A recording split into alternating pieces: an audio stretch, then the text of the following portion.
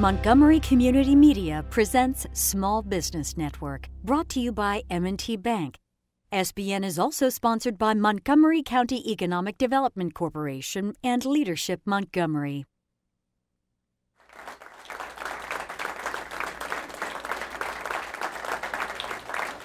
Hello and welcome to Small Business Network, brought to you by M&T Bank. I'm your host, Kelly Leonard. Each month, we bring the business community together to network, to collaborate, and to share best practices in an effort to stimulate regional economic development. Thank you for joining us here in the television studio as well as on the live stream. Today's conversation is on the topic of couples that work, and we'll be talking about navigating life and business as a couple. Joining the conversation will be David and Mikel Blair. They're parents of 6, both passionate about their businesses, philanthropy, and actively support various organizations aimed to build community, to promote healthy living, and to provide early childhood education. Meet the Blairs.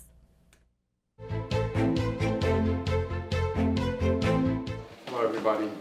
Yeah. The evenings at home are always different because there's basketball games, the kids have different schedules at schools, and so there's a lot of coordinating between picking up the kids, who's making dinner. We're going to try. I feel like, so as soon as they come in, they tend to drop their things right in the door, all of them. There's the internal debate of how much do I want to get them to put their stuff away, but they've already taken off, to check on said animals. Then, you know, apparently everybody needs to eat at some point. So food starts flying. It's a lot of chaos. Finding time to talk between the two of us has really evolved. And I think for the first 5 or 6 years that we were married, random conversations would come up whenever. And so we've learned, if you really want to ruin a date night, start talking about the kids or logistics for the next week. The problem is, like, what do we do? I am practicing this year, noticing more of where I am. I do rely on the calendar quite a bit. Childhood is a blink, and it's unlikely I'll remember something in a meeting on a Tuesday. So that if you were to wear like a red jersey. So one of the things that I pride myself on is a really healthy work-life balance. But I try to be home for dinners in the evening with the kids, read books to the kids, get them to bed, and then if I have more work to do, kind of do it after everyone's asleep. How did my life change after starting my business? I have said it is similar to having another child. It's difficult to be present at work sometimes when I'm thinking about my family. So finding that balance is tricky, and I actually don't think that there's a finish line for that.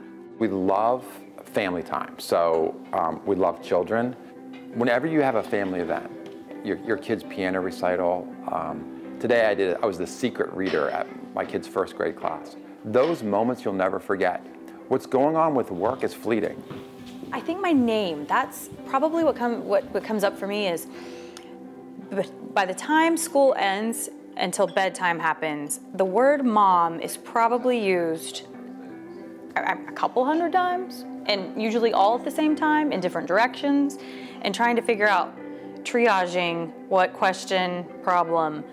I think that's like running a marathon. I would like a finish line of high fives at bedtime.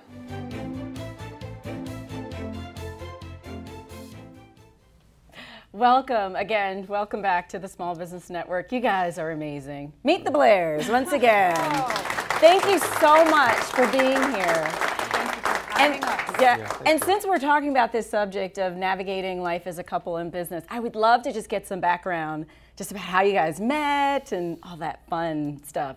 And you guys can do rock, paper, scissors over which version of the story you want to choose. But how did you guys meet? Oh, what? You always do such a better job with this. I like to say we met at work. We worked in the same building. Different companies, same building. Yeah. Mutual friend introduced us. Yeah. Yeah. That's not that. I'm sure exciting. There's like a juicy story behind. We can talk about that one later, right? So now provide your backgrounds. Like, what's your business background, all that good stuff. Sure. So Kelly, so my dad was a serial entrepreneur in healthcare. And so growing up as a kid, I just thought that's what you did.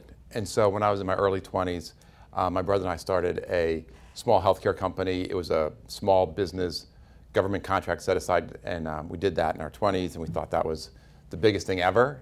And after a few years, like, okay, so there's more. And so I've just been in healthcare services my entire business career, and continue to do that. Okay. And how about you, Michael? I like to think my business career started when I became a mom. So I kind of lean on that for most of my business acumen. I think you're learning a lot from, the minute pregnancy begins, and the juggling and the balancing begins then, I think. So. And now that's an interesting spin, because oftentimes people will marginalize like motherhood. Like, you certainly don't put it in the context of business ownership, but to your point, there's a lot that goes, I mean, there's project management, right? There's the hiring and firing, so to speak, or, staff development. Interesting. Firing, deciding what night, who gets the fired. hiring, I guess, right? Yeah, so not right, the firing. But yeah, it's just managing that whole dynamic of household and family and children and all of the different moving parts. But now, talk to us about your transition from motherhood into entrepreneur.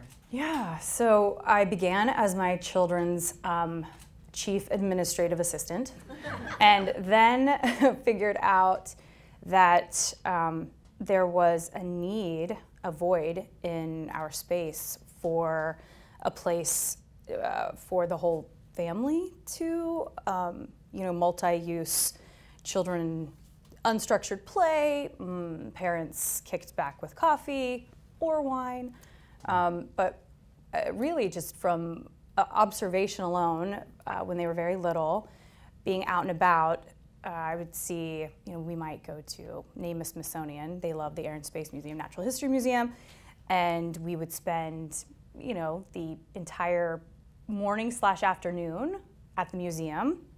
Very educational. I was very proud of my momming and got the gold star for the day. But then we'd get home and they would start to climb the windowsill or jump on the couches, and I'm exhausted because I've been at the museum all day, walking and pushing strollers and feeding people. And then they still had a ton of energy. And what accumulatively I recognized was, okay, there's really not a space for both of that component of this kind of educational intrigue, because they will catch their attention on something for 10 seconds or 10 minutes and then proceed to go try to climb a wall. Right. So and then David got tired of me talking about this idea and literally pushed me off the cliff and said, okay, so you're really passionate about this, you have to either stop talking about it or do it. And that's how that began. Nice. That's awesome. So, but now, because you mentioned the Smithsonian, so of course Washington, D.C., why Montgomery County? Like, why did both of you choose to sort of locate businesses in Montgomery County? So for me, it's where I was born. And so my family was here. And so there wasn't even really a conscious choice at first. So for me, it was more so, why did you stay in Montgomery County? And so what I found, the benefits that we have in Montgomery County. So one, we have a tremendous talent pool. There's a lot of very smart individuals here. It was also really easy to recruit individuals to come to Montgomery County. So whether it was the public school systems, the great communities, access to the federal government. And so once we had the business here, it was easy to grow it here, and that's why we always stayed here. Gotcha. Beautiful. Now, what about a day in the life? Because I know, Michael, you talked about previously, before you started the business, a day in the life of your momming. What does it look like now? Like, how would you describe your business and family life? So I would, every day is completely different. And so one of the things that we try to practice is having coffee once a week together, and we just go through calendars. So we get together Friday morning, we just say, okay, sporting events, dinners, galas, and because every day is so different. I will say, since Michael started working, I've tried to step in more and say, okay, I'll take the kids to school, I'll pick them up, I'll try to make dinner, but that doesn't work out so well, so. I'll be the secret reader. I don't cook anymore. I only cook when Michael's out of town. Yeah, that's our rule. Well, and I've been to your home, and I know she's quite I mean, all the containers are labeled, and I mean, you are just. Yeah, that's every day. That's impressive. Yeah, of course. No, it's because 5 film people were at our house, and I had to apologize. I'm like, this is not casual. This was staged. I'm sorry. I know you told me not to stage it, but I'm not going to let you see behind that curtain because no one would eat. There'll be tears, and we need to keep it real for this. Yeah. No. Every day is we're juggling every day. We're juggling because, as soon as you think you have it figured out, then somebody turns 7, or somebody turns 21, or somebody turns 16. And so with 6 of them, which I still is fascinating for me to say 13 years later, with 6 children, where it's going to evolve. It's just always moving, and we're trying to keep up and move with it. So David does not cook dinner very often, mostly because I'm evil in the kitchen, and he is very capable. But my preference is that we do other things. Yeah, we have fresh food. Yeah. Gotcha. Yeah. And so what do you guys do to keep your relation? Of course, you've got like the coffee, the Friday coffees or what have you, where you're focusing on business perhaps. What are you doing to actively grow in your relationship together? Oh, that's a great question. Yeah, go ahead. No, I was going to jump into conscious leadership. Yeah. So probably 5 years ago, Michael and I got into a conscious leadership forum, and we practiced 15 commitments around commitment to reveal, not withhold, around integrity, clear agreements, and it's really been a phenomenal experience for us. Yeah, so conscious leadership is just a practice, a methodology of keeping it real, so to speak, and trying to be, live in the present moment as much as possible, but also the weekly review meeting, if you will, is, that's not fun. It's like, who's doing this? What meetings do you have? So it's an important part of our organizational life system, but we were doing that on dates. And so that was not working. Yeah. So what wasn't working was, okay, it's date night. Oh my gosh, there's so much to catch up on. What's your calendar? Where are you going to be this week? And then I'm like, the night's halfway over. This is, boo. Yeah. So we have tried this weekly coffee, which is working right now. Might have to change it. I don't know. It might turn into lunch next month. Or happy hour. Or happy hour. Or happy hour. But learning something new. I was going to say tennis. Like we both chose to learn tennis together. And snowboarding. Yeah, we learned how to snowboard together. Yeah, and we're still married. So that was, we can get down that mountain now one way or another. Now, is that something, the conscious leadership, that's something that you all do together? Or how do you integrate also, because you have adult children as well, so how do you integrate like activities where it's every child's need is met? Or is that an imbalance that you guys sort of have? So the one activity that we've grown into over the last 5 years is skiing, and we were never a ski family, but I kind of get it, because you all suffer together, right? It's cold, the equipment doesn't fit, you fall down, and then so at dinner that night, it's this phenomenal conversations about, oh, did you see me do this and this? And so I bet we've done that every year, at least once a year for the past 5 years, with the whole family, and everyone seems to enjoy that. And despite the fact that Michael and I are now like, it's really cold, should we go to somewhere with, palm trees? Right. Or just something together. So, I mean, same thing, but, game night, so we're all home. This is what we're doing. We're committed to, so if it's not a vacation, because obviously you don't want to save all those moments for vacation. Right. So if everybody happens to be in town now with children in college, so Thanksgiving is a good example, we'll ask for everyone to come together. And it's fascinating to sit around and look at all of these children in different stages now and how they have their own little club forming outside of us. And but the conscious leadership part, that does play a part, because it is, I would say, on a weekly basis, the conscious part of the reminding ourselves, the noticing is, okay, I need to remember to reveal everything as much as possible, all my feelings to David, and not withhold. So that in working together has been a critical piece to, frankly, our success in marriage, is revealing, not withholding, allowing each other to feel all the feelings in a safe place. Right. And Michael's really good at revealing. So. Sometimes she's too good. I don't have to practice that one so much. I think I should practice the withholding more. Yeah. So how have you guys come to balance? Or is there balance? Like, how do you have a healthy separation between, okay, this is business, this is family, this is our time? How does that work in your household? I think we take a completely different approach. And so for me, it's just all about the calendar and making sure that you say, okay, I want to be home for dinner, 2 or 3 times a week. I have to be, my last meeting can't start after, 4 o'clock or something. And so just being really disciplined about not scheduling stuff so that you have that healthy balance. But I think you take a different approach to it. I don't know, I have no idea how you manage it. I think the calendar is a crutch. So certainly the calendar is the framework. And, but the balancing of, there are certainly, I think yesterday I was driving home thinking, okay, work is done, put the phone away, walking in, focusing on children and eye contact, FaceTime, real FaceTime. Right.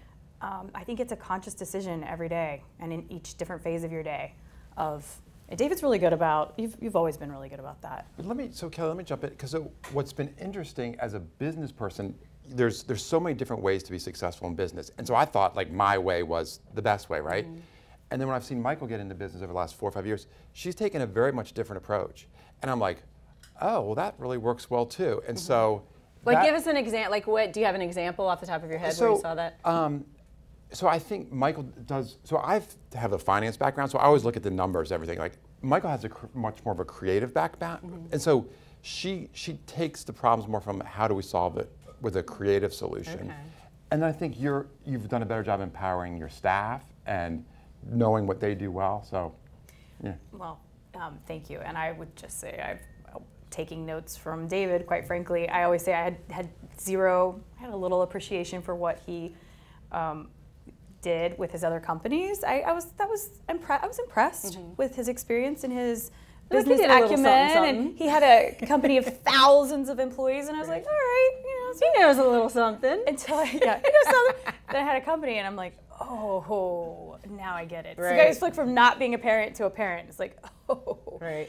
Wow. Okay, say that again, slower. How did you, so that's been fun, and learning or reappreciating him in a whole new way, and his very sweet balance of how much to get involved and when not to get involved. So that's been a really fun, which I think couples in business face. That's a challenge. How much of a sounding board do you want to be for someone? Right. When is it time to advise? Right. Get some counsel. Right. Well, and you bring up, so that's an important point to bring up, because men and women, by definition, supposedly, we think very differently. So how do you process those instances? Because, and with you being a numbers guy, you're probably very black and white. It's this, that. If you're a creative, it's like, oh, it can be anything. Yeah. And so how have you found conflict pop up in those moments where maybe you're like, it's the numbers, and you're like, oh, but it's not necessarily the numbers. Like, how has that dynamic played? Give us an example, because we all know, let's keep it real. Yeah, There's probably moments of conflict. So how has that played itself out in your relationship? 1,000%. Yeah. I think my role is not to fix it, right? So, but the knee-jerk reaction is say, okay, this is what I would do. Yeah. You hire this person, do this, and so just to listen, and that's sometimes you're just like white knuckling. But I'm not gonna fix it for you. I'm just gonna. So it's a balance of trying to support. Right. I'd say one of the key things is Michael's got a really good gut instinct, and sometimes she'll start to have self-doubt, and just confirm for her, like, no, you believe in this, and this is what you said, and you should don't waver, and just kind of reinforcing what she already knows. You're on the right path. That's nice. Sweet. I would just add when to know, where that line is. Right. It's just ask. Right? Just ask. So, and he does that. How would you like me to support you right now? How would you like what's the best way I can support you in this? And it might be like, okay, explain all of these KPIs. And let's do, like, peel back that layer for me, because now I'm open and ready to hear it versus he's telling me something and I'm inside internally thinking, oh, if I had just done, we wouldn't be. Mm-hmm. So I think it again goes back to deciding, those moment by moment choices of, okay, and knowing that whatever is shared is really coming from a place of love. Yeah. Like, we're not enemies. We're on the same team. We're friends. Yeah. And so he wants win-win. I want to win-win just like he does. So absolutely, like, remembering that. Yes, yes. Is the practice. Let's open up the floor for questions. If anyone here in the studio has a question, feel free to make your way up to the microphone. And as we're welcoming people to the microphone, another question for you. So what practical piece of advice would you give to perhaps a couple who is in business together and is maybe struggling with maintaining that level of, I guess, authenticity or transparency in their relationship?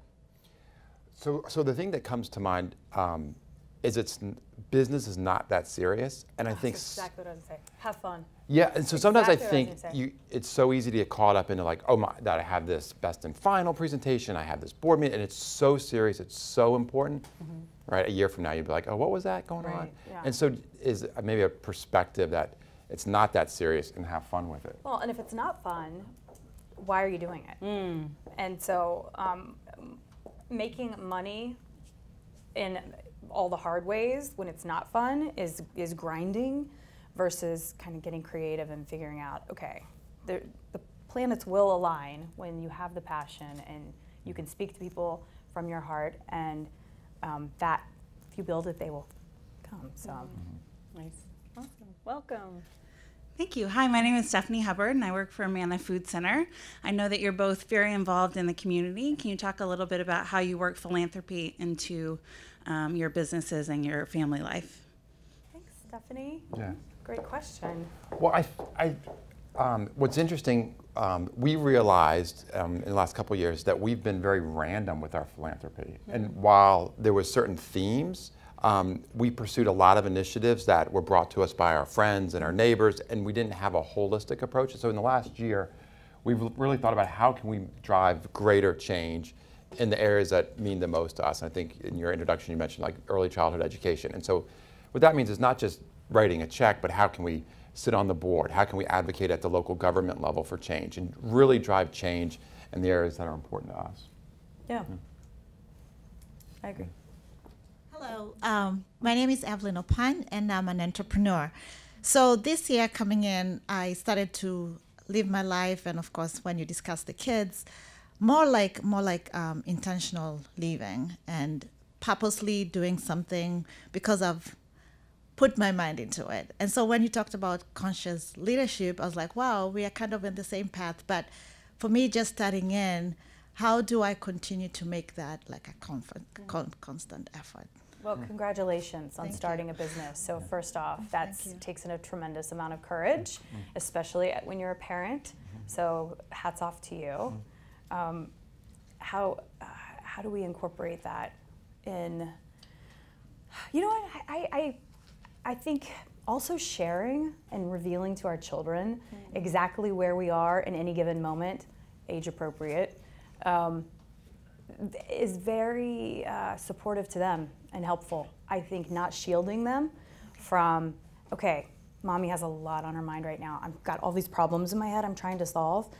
Give me 2 minutes. I'm gonna go think, and then I'm gonna come right back to you, and then you'll have my, the whole me. Or I like the idea too, and I don't know how old your children are, but someone once 5. How? 11 and 5. Okay, so yeah, yeah. 2 very different in phases. And someone once said to me that doing the timeout for your children is fine. There's thinking out there on that, lots of studies. However, giving ourselves a timeout is far more powerful. And that is something I do, and I think it is, explaining to our children, so I'm starting to notice that I'm getting worked up. I'm noticing that in my body I'm getting irritated and agitated, so I'm just gonna go take a time out and then I'll be right back for you and you'll have the full me. And they are, now they're used to it, but in the beginning it was like, that's... She never does that to me, by the way. Doesn't happen. Just kidding. We actually do have to do that. I'm just going to take a time out. I'll be back. Tomorrow. I hope that helps. Yeah, it does. And just talking about involving the kids, I told them I'm coming to this event at 8. The bus doesn't come at 8:30. So I was like, okay, how do I do this? Yeah. And so I told them, and my 11-year-old was actually rushing me out of the house. Like, leave, you're gonna get late. So this is the first time I appreciated him having a phone, because I had to call, are you close to the bus yet? Yeah. So, and you empowered him too. Yeah. So that's empowering. And I think the more that we begin to trust our children at earlier ages, which I'm sure all of us in this room, our hands weren't held. We didn't have cell phones growing up. So I think that's a tremendous learning. Yeah. Thank you so much. Thank you. And I love the way, just back to your response, I love the way that you had that level of transparency with your kids to say, this is what I'm feeling right now, because I think far too often we're internalizing things, or they may be internalizing things and not quite know how to communicate it, but you've modeled for them a way for them to communicate in a way that helps you to understand what they're thinking and feeling as well. So that's really cool. Thank you. Yeah. Hi, Greg Smith with M&T Bank. I have a 3.5-year-old and a 14-month-old, and my wife is a geriatric psychologist. I'm a banker, so we have very different careers. We're all over the place. This whole conversation is awesome. How do you disconnect? How do you? I mean, you mentioned putting your phone aside. I feel like we do that, but then my daughter is watching the iPad, and then a phone ring comes. I'm like, no, I got to get that. I got to get my phone. So some tips there would be helpful. Yeah, take turns sleeping. Yeah. Okay. Take turns sleeping. Seriously, that is like some of the best. Like that, I'm sure you're already doing that. 3.5-month-old? No, I'm sorry, 3.5 Oh, year. 14-month. Yeah, okay, yeah. Yeah, I like to put my cell phone on my dresser when I get home, and so it's just not with me for the next 2 or 3 hours, and that it's amazing how the world keeps moving, and Yeah, studies have shown that even if your phone is off, but even in sight, that we're distracted and our brains are still connected to it. Oh, that's good. But yeah, so the phone being gone and holding that time sacred and trying to remember as best we can.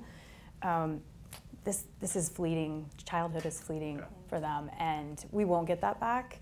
And I think that's a reminding ourselves, writing it on our hand, keeping it on the mirror. Be here now with them, and their little eyes looking at you. It's like then we realize, oh my gosh, I could probably make more time, and giving more people responsibility at work. So also making that clear agreement and commitment with others that we work with, saying, okay, you have today. Today's you. I'll take tomorrow's shift. But if anything goes, you've got this one.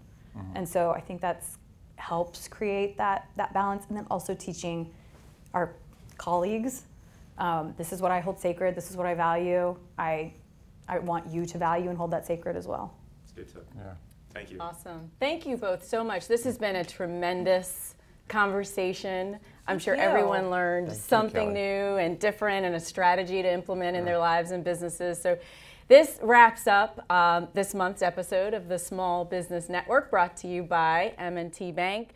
Again, I'm your host, Kelly Leonard. Thank you for joining us here in the studio as well as on the live stream. We look forward to seeing you again next month. We'll have a wonderful conversation around how to generate revenue through podcasting. So please be sure to join us back here, either in the studio or online. Thank you and have a fabulous day.